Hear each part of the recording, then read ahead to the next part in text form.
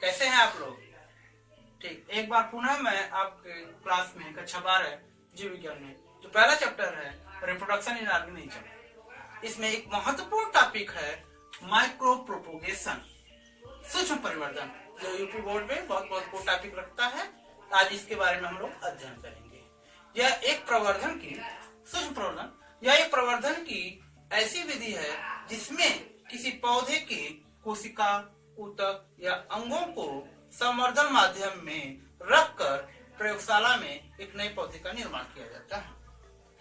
तो इसमें क्या किया जाता है, मैंने आपने जाना कि यह काई जनन की एक मॉडर्न टेक्नोलॉजी है जिसमें कोई पौधा होता है और पौधे के छोटे से भाग को लेकर के प्रयोगशाला में ही एक नए पौधे का निर्माण किया जाता है। सर्वप्रथम हम करते क्या है, एक विसंक्रमित उस पौधे के कोशिका के भाग को लेकर के एक प्रयोगशाला में एक कैलस का निर्माण संवर्धन माध्यम में रखा जाता है।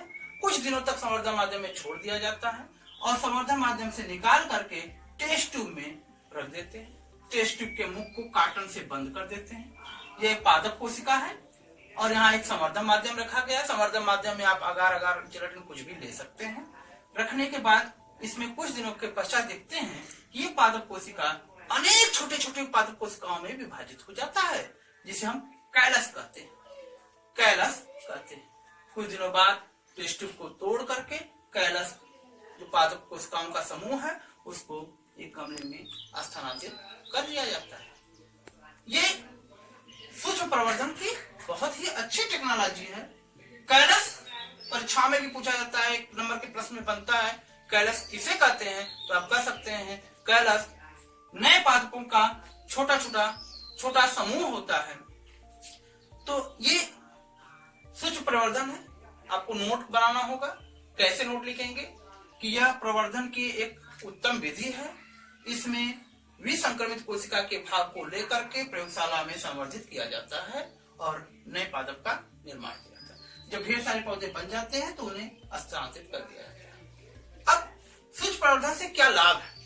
पहला लाभ यह है कि इसमें कम समय में कम स्थान पर अनेक पौधों का समूह प्राप्त हो जाता है। दूसरा, इस विधि द्वारा जो उत्पन्न पौधे होते हैं वह आनुवंशिकी रूप से जड़ पौधों के समान। तो यह हो गया आपका पहला टॉपिक, सूक्ष्म परिवर्धन। अब इसी जगह पर काई जनन से क्या लाभ है, क्या हानियां है। लाभ और हानियां देखिए, आप लोग जानते हैं किसी भी चीज की हानि और लाभ दोनों होती है। तो काई जनन से क्या लाभ है और क्या हानियां हैं। तो लाभ के बारे में हम जानते हैं कि काई जनन एक ऐसी विधि है, एक वरदान कह सकते हैं उन पौधों के लिए जिसमें बीज का निर्माण नहीं होता है।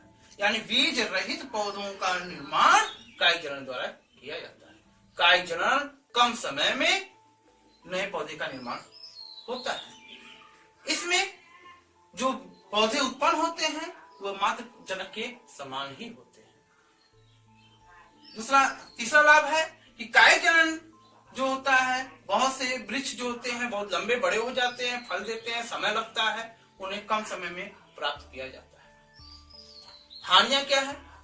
काई जनन से प्राप्त जो पौधे होते हैं उनमें रोगों से लड़ने की क्षमता कम होती है। विभिन्नताएं काई जनन द्वारा बहुत अधिक हो जाती है, अनेक जातियां उत्पन्न हो जाती हैं। तीसरा, काई जनन में उच्च स्तरीय देखभाल करने की जरूरत होती है जो बहुत महंगा पड़ता है। तो ये काई जनन से लाभ और हानि है। आपको कुछ प्रश्नों का जवाब देना होगा, जैसे पौधों के किस भाग में, ये पहला प्रश्न है, पौधों के किस भाग में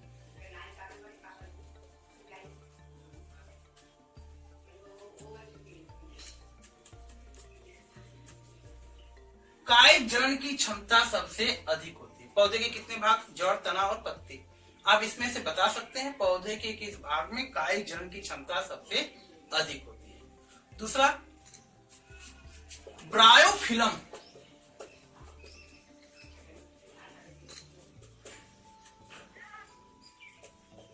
किस भाग में,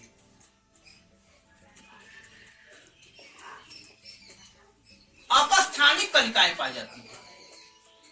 अपस्थानिक कलिकाएं पाई जाती हैं।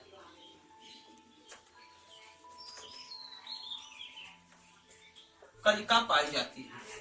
तो ब्रायफिलम के किस भाग में अपस्थानिक कलिका पाई जाती है, दूसरा प्रश्न है। और तीसरा प्रश्न है सूत्री और अर्धसूत्री विभाजन में क्या अंतर है। तो आप इसका जवाब नोट करके रखे रहेंगे।